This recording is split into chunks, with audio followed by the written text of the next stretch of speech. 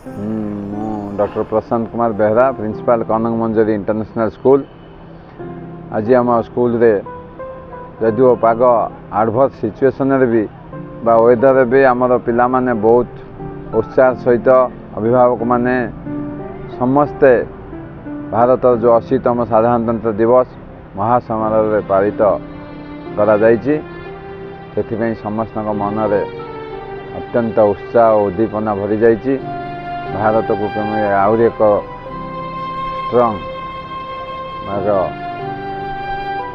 नूतन राष्ट्र रूपे विश्व रे छिड़ा करिबा से समस्त दायित्व बोली समस्त अतिथि माने मध्य निजे मतामत देइचंती निजर भाषण माध्यम पिला माने मध्य उत्साह सहित यह ग्रहण करचंती।